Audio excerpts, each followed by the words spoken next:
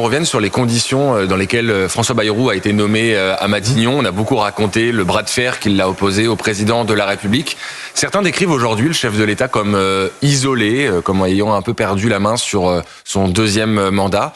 Si vous deviez le conseiller, le président de la République, qu'est-ce que vous lui diriez aujourd'hui pour justement tenter peut-être de reprendre un peu la main sur ce quinquennat? Alors d'abord, je me garderais bien d'être le conseiller d'Emmanuel Macron. Je pense que ses conseillers ont beaucoup de difficultés à le conseiller parce que c'est quelqu'un qui décide par lui-même en fonction, sans à le voir gouverner, de ses propres intuitions. Donc, mais je crois qu'il ne reprendra pas la main. Voilà, je pense qu'il n'y a pas de... il ne reprendra pas la main. Tout ce qu'il peut faire, c'est le mieux possible, exercer les prérogatives qui sont les siennes dans la situation actuelle. Et vous savez, par exemple, on paye aujourd'hui le fait que le nouveau Front populaire étant arrivé en tête en nombre de sièges, il n'est pas nommé tout de suite après les élections un candidat venu de leur rang qui aurait été renversé par qui aurait fait un gouvernement renversé par l'Assemblée sans doute très très vite, bon, mais qui aurait levé cette hypothèque. Bon, pour ne pas l'avoir fait, maintenant, on est toujours en face de cette critique d'illégitimité. Alors illégitimité d'ailleurs qui se pose pour tous les gouvernements qui se succèdent, puisqu'ils n'ont pas la légitimité des urnes, ils n'ont pas de mandat, ils ne peuvent pas continuer de se comporter comme des gouvernements comme les autres. Bon, la légitimité, il faut la construire avec l'opinion. C'est difficile, hein, et c'est plus long, plus compliqué, que la légitimité du vote. Encore celle-ci, même celle-ci ne dure pas très très longtemps face aux épreuves que les gouvernements rencontrent dans la situation actuelle de notre société et du monde. Mais voilà, je crois qu'aujourd'hui, il faut qu'il laisse le gouvernement gouverner, que la question, elle est entre les mains du gouvernement, de l'Assemblée, d'un président qui ne doit pas gêner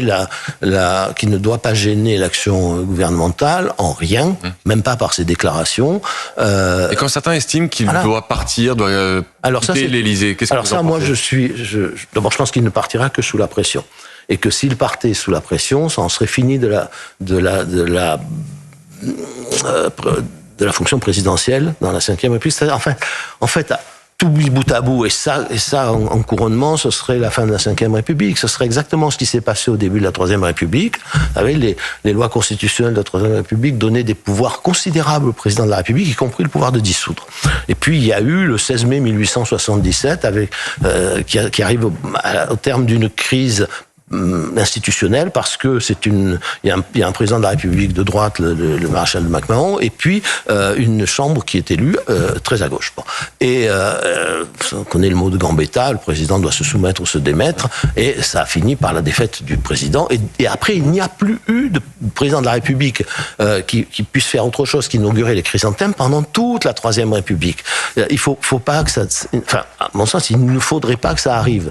Maintenant, la pression peut devenir très très forte si le toboggan ministériel s'engage, comme il s'est engagé sous la quatrième. On est au même... François Bayrou peut être le dernier Premier ministre d'Emmanuel Macron. Est-ce que la chute éventuelle de François Bayrou peut entraîner le président? Tout est possible, mais honnêtement, je ne le souhaite pas. Ça n'est pas une solution. Je sais bien que beaucoup de gens veulent mettre les institutions de la Ve République par terre, mais pourquoi faire? Pour revenir à la quatrième, à la troisième, pour revenir à toutes les républiques qui ont fini dans le désastre et dans le drame. Voilà, dans la situation actuelle, il faut préserver ces institutions, mais cela peut arriver, la pression peut devenir très forte, parce que il n'est pas exclu que ce gouvernement, et puis même d'autres qui suivraient, soient engagés sur ce toboggan. On est déjà en 2 ans à une moyenne qui est celle de la Quatrième République. La Quatrième République, c'est des gouvernements en moyenne de 6 mois, quand on fait le compte. Et là, on en est au 4e gouvernement en 2 ans.